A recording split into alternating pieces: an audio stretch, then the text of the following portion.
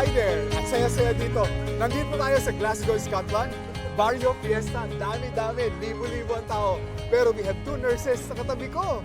Anong name mo? Geraldine Do. Ikaw? Imelda Ju. Ikaw ngayon, nasubukan mo na ang MXT before. Opo, matagal na. Capsule, yung coffee. Pareho. Nagdadala ka here, ha? Opo. But you want to introduce it kay Ma'am Imelda. Opo. Ma'am Imelda is a nurse. Ngayon, nagwo-work siya pero retired na. Pero here, Nursing home. nursing home. So, yung mga may edad na ang tinaalagaan mo. And we don't want na siyempre magkaroon ng sakit tulad ng mga nandun, ano? And that is why gustong introduce sa'yo yung MX3. At saka wala kang maintenance, right? So, yan ang maganda sa'yo, yung ating MX3 capsule, 500 mg. Alam mo, you can take it as your vitamin. Di ba nagba-vitamin ka? Yes. Ang kagandahan ng MX3 capsule natin, natural. Okay. At saka, Filipino. Oh, Tama, di ba? Filipino nga. Support the Yes. Filipino. Yes. Thank you! Thank you, Thank you, MX3!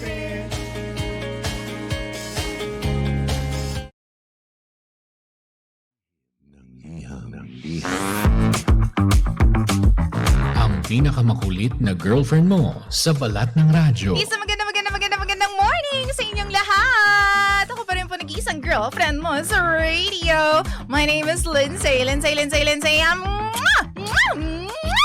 Makulit pero may puso, handang makinig sa mga kwento mo. Alam mo, feeling ko kailangan mo na siyang iwan kasi it doesn't make sense. Ang kwento sa lihim ng liham. Mahal kong Lindsay.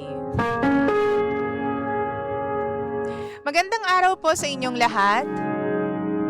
Tawagin niyo na lamang po ako sa pangalang Bambi. TJ Lindsay, hindi ko alam kung tama ba ang desisyon ko. Hindi ko alam kung kailangan ko pa bang balikan yung nakaraan ko. Ito po yung dahilan kung bakit heto ako ngayon. Nagtatanong, hihingi ng advice sa inyong lahat. Matagal na po akong listener ng Lihim ng Liham at natutuwa po ako dahil meron po akong natututunan sa bawat pakikinig ko dito. Feeling ko this time around, ako naman po ang may kailangan ng tulong.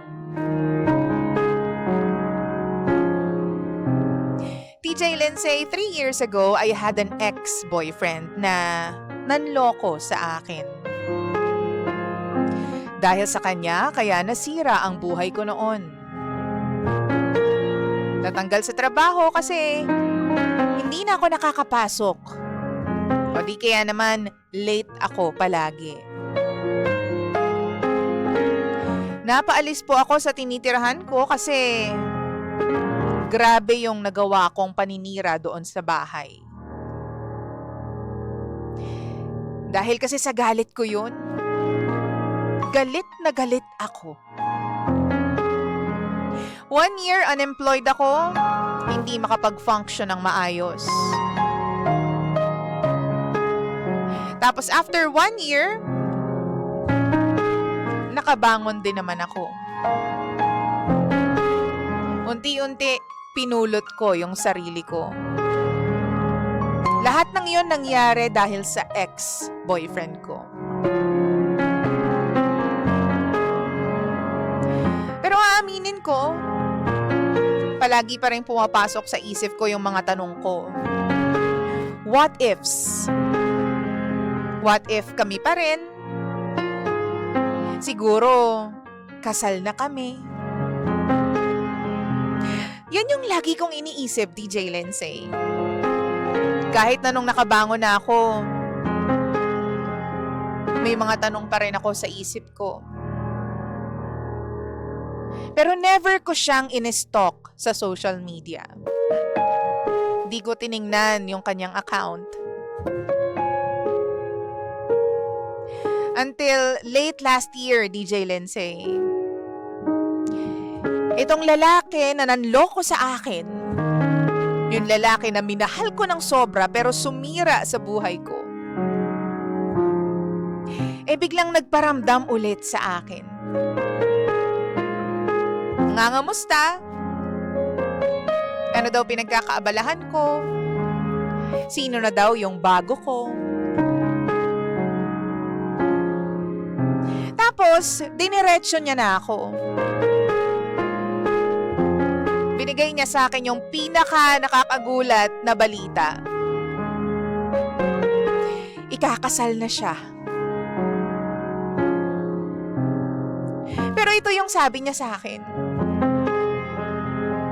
Ikakasal na raw siya pero pwede niya raw iurong yung kasal kung sasabihin ko lang daw sa kanya na iurong ko.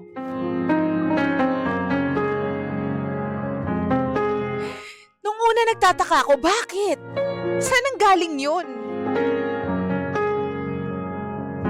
Ang sabi niya sa akin, sigurado daw kasi siya na tatanggapin ko pa rin siya despite ng nagawa niya sa akin before. Sabi ko, grabe naman yung tiwala mo sa sarili mo. Matapos yun, palagi na siyang nagpaparamdam sa akin. Bumibisita sa bahay. Palaging nagme-message, tumatawag. Alam mo yung parang kami na ulit? Siguro dahil alam niya na hindi pa rin ako nakaka-move on sa kanya. Kahit papano kasi, may parte pa rin sa puso ko na nagmamahal sa kanya. Hindi naman kasi ganun kadali yung mag-move on, 'di ba? Feeling ko sinabi sa kanya ng best friend ko. Kaya ganyan siya umasta. Hanggang sa tumagal yung panahon, nagiging okay na ulit kami. At pakiramdam ko, nagiging marupok na naman ako pagdating sa kanya. Bumibigay na naman po ako, DJ Lindsay. Matapos yung ilang taon,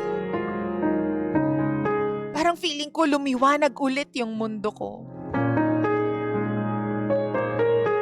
Alam mo yung feeling na parang binubuo niyo ulit yung buhay ng isa't isa. Minsan nagsistay pa siya sa bahay. Tapos sobrang clingy niya sa akin. At sa sobrang saya ko, sa sobrang saya naming dalawa, nakalimutan ko na ikakasal na pala siya. Ang bilis, no? Kasi parang 2 buwan din na feeling ko nasa alapaap ako. Sabi nga nila, Cloud 9. Kasi yung mundo ko noon parang umiikot lamang sa kanya.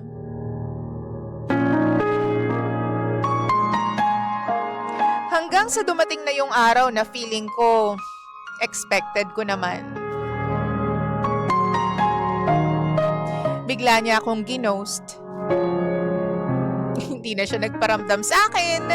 Hindi na siya nagte-text. Hindi na siya tumatawag. 1 linggo din yon, DJ Lindsay.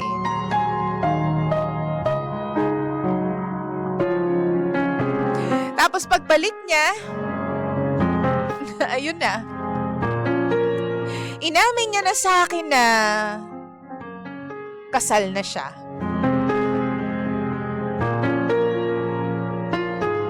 Kaya naman pala nawala to ng ilang araw. Sabi ko sa kanya, akala ko ba bubuuin natin yung buhay natin together? Ang sabi pa sa akin nung loko, hindi ko raw naman ni-request sa kanya na iurong yung kasal. Seryoso pala siya dun sa part na yun. Sinabi niya na raw noon sa akin pero never daw akong nag-follow up. Na para bang kasalanan ko pa, DJ Lindsay? Pakiramdam ko noon wala akong karapatang magalit. Kasi hindi ko naman daw sinabi sa kanya.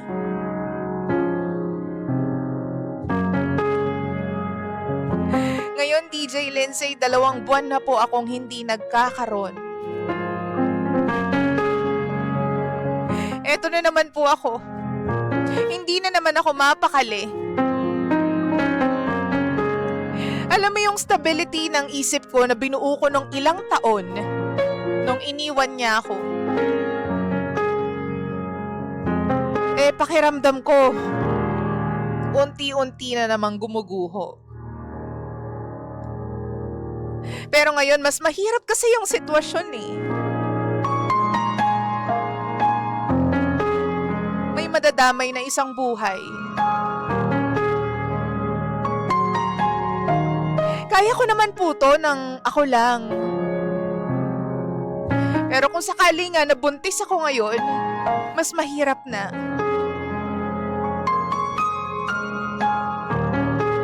Hindi ko alam kung dapat ko pa bang sabihin sa kanya na nagdadalang tao ako, DJ Lindsay. At kung sakali nga,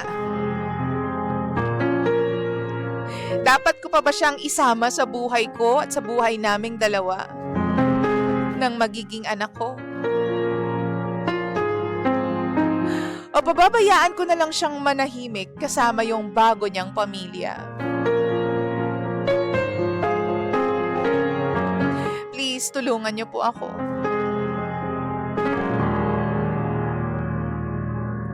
Muli, ako po si Bambi. At ito ang lihim ng aking liham.